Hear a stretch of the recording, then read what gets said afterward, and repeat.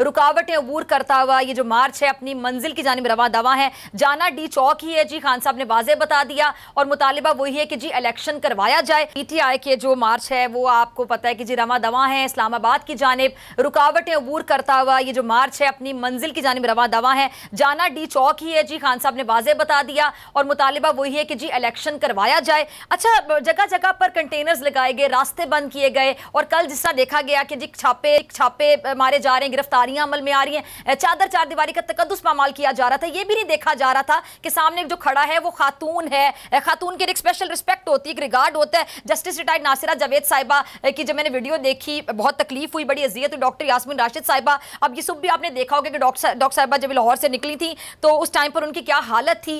फिर आपने और भी बहुत से पीटीआई के रहनुमाओं को देखा, हमाद अजहर, उस्मान डार जो कि शेलिंग की जद में आए। अच्छा, ये जो पुलिस गर्दी भी हो रही है, बहुत से लोग इस पे आवाज भी उठा रहे हैं और ये जो शेलिंग की जा रही है, रास्तों को जगह जगह से बंद किया गया। मेरा एक सादा सा सवाल है कि जब हुकूमत को यकीन था कि इमरान खान के साथ लाखों लोग जा ही नहीं सकते, ये कहा जाता था कि आपके साथ हजारों लोग भी पता नहीं जाएंगे कि नहीं जाएंगे, तो फिर आप लोगों ने रास्ते बंद किसके लिए किए? उस छोटी सी तादाद के लिए रास्ते बंद किए? अगर मैं कहूं कि हुकूमत बुखलाहट का शिकार है, गलत नहीं होगा। फिर राना सनाउल्लाह साहब ने एक प्रेस कॉन्फ्रेंस भी की, कौम से माफी भी मांगी। अच्छा, एक बड़ी एक अहम चीज जो हुई कि जी अटॉर्नी जनरल ये बात मान गए कि जी जो लोग हैं वो बड़ी तादाद में जा रहे हैं और इस जगह पे लोग पूरे आ सकते हैं, इस जगह पे लोग नहीं आ सकते, यहाँ हजारों लोग पूरे आ सकते हैं लेकिन लोग लाखों की तादाद में तो पूरे नहीं आ सकेंगे। यानी ये मान लिया गया। बड़ी कंफ्यूजन है, इस गुत्थी को सुलझाने की कोशिश करते हैं। मेरे से उसामा गाजी मौजूद हैं, सीनियर एंकर पर्सन बोल न्यूज़ तजियाकार भी। उसामा, बहुत शुक्रिया ज्वाइन करने के लिए। उसामा, ये क्या हो रहा है? तादाद कम आनी थी, ऑलरेडी पता था कि इमरान खान के साथ तो लोग हैं ही नहीं, तो फिर इतने बुखलाहट का शिकार घबरा क्यों रहे हैं? ये मैदान जंग क्यों बना हुआ है? इस वजह से कि ये तजर्बाकारी रखती है हुकूमत नाअहली में और झूठ बोलने में। इनसे ज़्यादा तजर्बाकार कोई नहीं है। मॉडल टाउन के सानहे जैसे मामलात करने में इनसे ज़्यादा तजर्बाकार कोई नहीं है और वही तजर्बा इन्होंने यहाँ पर दोहराने की कोशिश की है। आप देखिए, जगह जगह कोई शहर नहीं छोड़ा, सब शहर बंद किए, जिसका एतराफ़ राना सनाउल्लाह साहब ने खुद किया कि जनाब अगरचे उसको ये मानी दे रहे थे कि जी इतने लोग तो निकले नहीं, हम माजरत चाहते हैं कि हमने हर शहर बंद कर दिया, हमने ये कर दिया, वो कर दिया। जबकि आप देखें फैसलाबाद से मनाजिर सामने आपके आएंगे, लाहौर के, सियालकोट के, इसी तरह से तमाम शहरों के। आप कराची में देखें क्या मंजर था। अभी आप लाहौर में अभी इस वक्त शेलिंग हो रही है, लिबर्टी में शेलिंग हो रही है, वहाँ फैमिलीज मौजूद हैं, वहां पर आप शेलिंग कर रहे हैं। अच्छा, पहले जब तहरीक इंसाफ ने, आप देखिए हर हफ्ते तकरीबन यहाँ पर लोग इकट्ठे होते थे, पुरअमन तौर पर मुंतशिर हो जाते थे, किसी को कोई मसला नहीं हुआ। जिस दिन इमरान खान साहब की हुकूमत गई तब लोग यहाँ पर इकट्ठे हुए, उसके बाद से भी कभी आप देखिए जैसी कॉल आती थी यहाँ पर लोग इकट्ठे हो जाते थे, लेकिन कोई इस तरह का मसला नहीं हुआ। आज भी लोग सवाल के वाकई जो पीटीआई की हुकूमत रही है तो इन लोगों ने के जलसे जुलूस नहीं किए। मौलाना साहब जब गए थे कह रहे थे खाली हाथ नहीं लौटे, फिर मतलब मौलाना साहब को मौका दिया जाने का, बल्कि फैसिलिटेट किया। बिलावल आए मार्च लेकर, तो किसी के लिए रुकावटें नहीं खड़ी की गई थी। तो ये इमरान खान साहब से क्यों खौफजदा है हुकूमत जब कहते हैं कि इमरान खान के साथ लोग हैं ही नहीं? मेरा तो सिंपल एक सवाल है, जब लोग ही नहीं थे तो कंटेनर किसके लिए लगाए गए? और इतनी ज्यादा शेलिंग रोकने के लिए शेलिंग क्यों की जा रही है? इतनी शेलिंग की गई कि आग लग गई है, आग लग गई कई जगहों पर, इतनी ज़्यादा शेलिंग की गई। और 250 लोग बकौल राना सनाउल्लाह साहब वज़ीर दाखिला हैं, अब 250 लोगों के लिए आपने ये किया है। तो फिर इमरान खान साहब का तो बड़ा दिल था, इसका मतलब है कि आपने भी लॉन्ग मार्च किए, पीडीएम ने लॉन्ग मार्च अलग किया, नून लीग ने अलग किया, मौलाना साहब ने लॉन्ग मार्च अलग किया, धरना अलग किया और धरने अलग दिए। तो फिर उनके लोग तो ज़ाहिर है 250 से तो यकीनन ज़्यादा थे, तो इतने ज़्यादा लोगों से वो नहीं घबराए, आपको इजाज़त दी और आप 250 लोगों से घबरा गए। जमील, आपकी भी सेहत अब बताइएगा कैसी है? हम सुन रहे थे आपको, टीवी पे देख रहे थे, अब आपकी पहले बताइए तबीयत कैसी है? बहुत शुक्रिया फिजा और उसामा, आप दोनों का हालत स्टेबल है।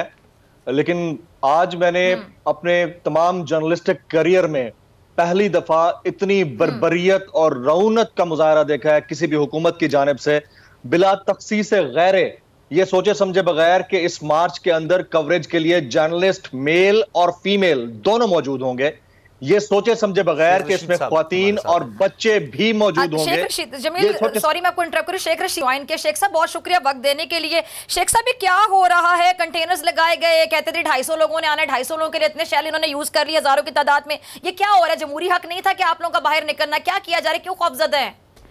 ये जुल्म की दास्तान है, इसका अंजाम बुरा होना है, आज होना है, कल होना है। ये ताकत के बलबूते पर एक वोट की अक्सरियत से लंदन से हुकूमत चला रहे हैं, सूबे को एक वोट से चला रहे हैं, इकॉनमी तबाह हो रही है, डिजास्टर हो रहा है। और जो पता नहीं, मुझे उसका समझ नहीं आती, जो लोग एलसीज वगैरह खोलते हैं अंडर इनवाइस, 110 और 12 रुपए पे जो हो रहा है, हवाला हो रहा है।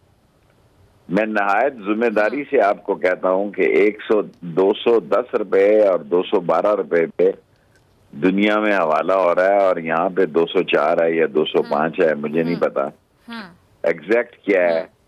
ये हमारे मुल्क पर खुदा न खास्ता को बुरा वक्त ना आ जाए। देखें, अब वो आए लंदन से, उसके पास पासपोर्ट है, सब चीज, उसको पता है कि ये हुकूमत नहीं रहनी और कुछ और होना है, और आसिफ जरदारी इनको मरवा रहा है, इनको जलील कर रहा है। सॉरी, मैं आपकी बात काट रही हूँ। अभी जो हालात हम देख रहे हैं, दिल वाकई खून के आंसू रो रहा है। ये पाकिस्तान में सब कुछ हो रहा है, ये अभी हालात किस तरफ जाते दिखाई दे रहे हैं। ये हालात खुदा ना ख्वास्ता बहुत ज्यादा संगीन सूरत हाल भी इख्तियार कर सकते हैं।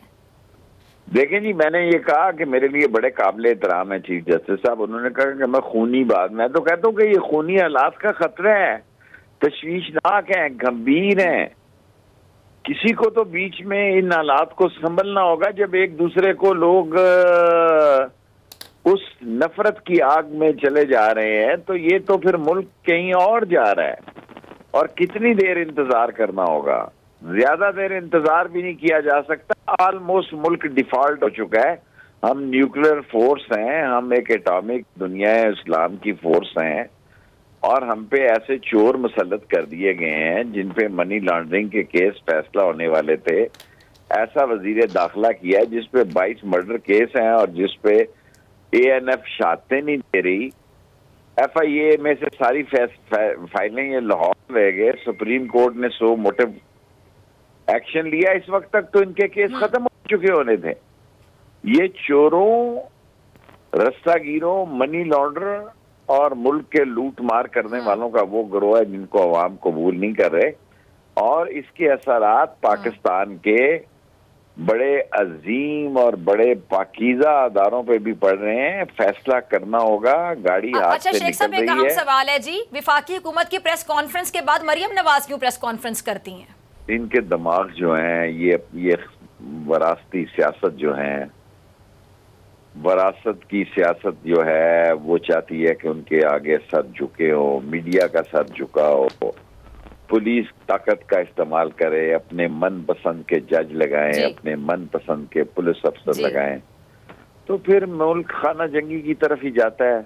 जब मैं ये कहता हूं तो ये कहते हैं कि मैं इंतशार की बातें करता हूं। इससे ज्यादा क्या हो सकता है कि औरतों पर पुलिस वालों ने पिस्तौल ताने हैं, लिबर्टी में टीयर गैस हो रही है। इससे ज्यादा क्या हो सकता है कि आज लाल हवेली के सारे रास्ते इन्होंने बंद रखे हैं, लाल हवेली पे कब्जा रखा है, पुलिस फोर्स यूनिफॉर्म में ऊपर सैकड़ों लोग जाके बैठे रहे हैं, लोगों की जायदाद पे जाके बैठे रहना। अच्छा शेख साहब, एक और बात कि कोई कहता है जी आप फेस सेविंग चाहते हैं, मरियम नवाज साहिबा ने फेस सेविंग वाली बात भी की, राब्ता करना चाहते हैं आप लोग, फिर मरियम औरंगजेब कहती हैं इनसे किसी किस्म की बात नहीं होगी। मुझे एक चीज समझ नहीं आती कि एक जानिब कहा जाता है कि इमरान खान साहब में तो अक्कड़ बहुत है, वो तो बात ही नहीं करने को तैयार होते हैं, फिर इमरान खान साहब तो भाग गए हैं सड़कों पर अपना मुतालिबा लेकर, उन्होंने कहा डीचो की जाना है और इलेक्शन ही मुतालिबा है, तो फिर इमरान खान साहब में एक तरफ अक्कड़ भी है, फिर वो राब्ता भी करते हैं, फेस सेविंग भी चाहते हैं, ये जरा समझा दीजिएगा। देखें, पहले इनका ख्याल था कि 16 तारीख तक फैसला हो जाएगा, नहीं हुआ। मियां वाली में फैसला, मियां वाली के जलसे से पहले इलेक्शन का और गवर्नमेंट के खात्मे का जो है वो हो जाना चाहिए था, लेकिन वो नहीं हुआ, फिर आगे चला गया। ठीक।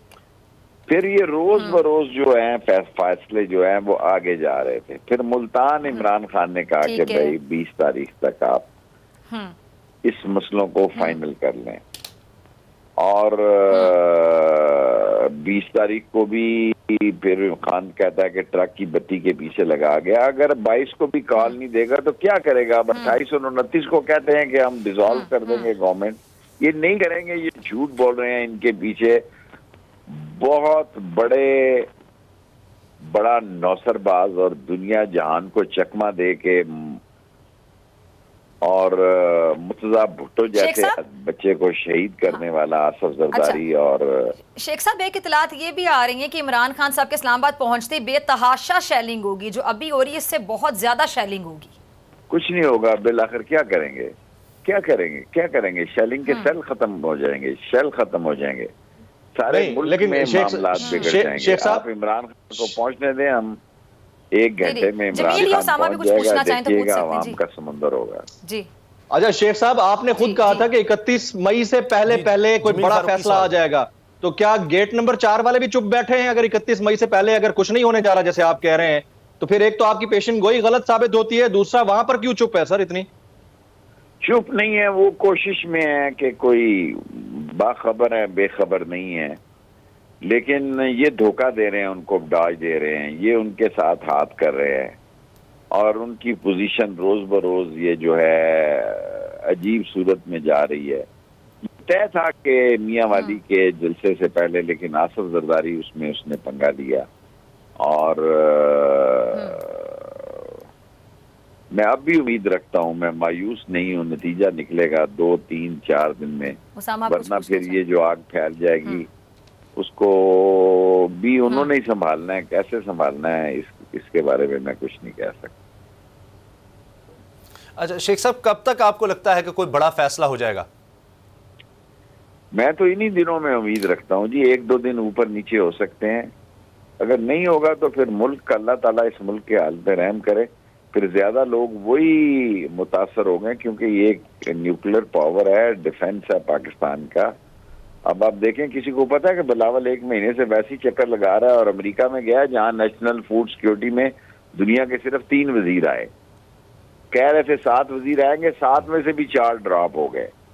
ये सब इस मुल्क की सालमियत के साथ खेल रहे हैं, इस मुल्क की मईशत के साथ खेल रहे हैं, इंतजामिया के साथ खेल रहे हैं, पाकिस्तान की आज़ादी के साथ खेल रहे हैं।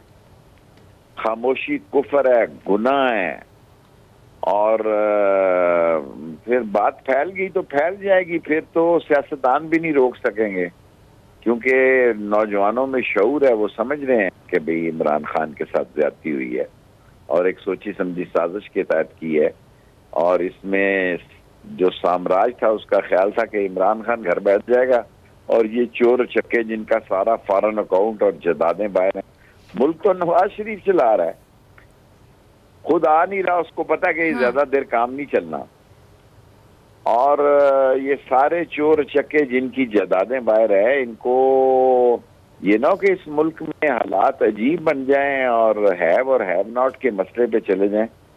लेट्स वेट एंड सी, और खुदा से दुआ करें कि फैसले पाकिस्तान की बेहतरी में हो। और इमरान खान के साथ लोगों की बहुत बड़ी तादाद निकली है, इतनी बड़ी रुकावटों को तोड़कर। इस वक्त भी जब मैं आपको इंटरव्यू दे रहा हूं तो डी चौक में और लिबर्टी में शेलिंग हो रही है। ये सारे हालात तो फिर क्या होंगे जी, फिर लोग कुछ ना कुछ करेंगे, दुआ करें ऐसा ना हो। Thank you. सब्सक्राइब करें और बेल दबाएं ताकि कोई खबर रह न जाए।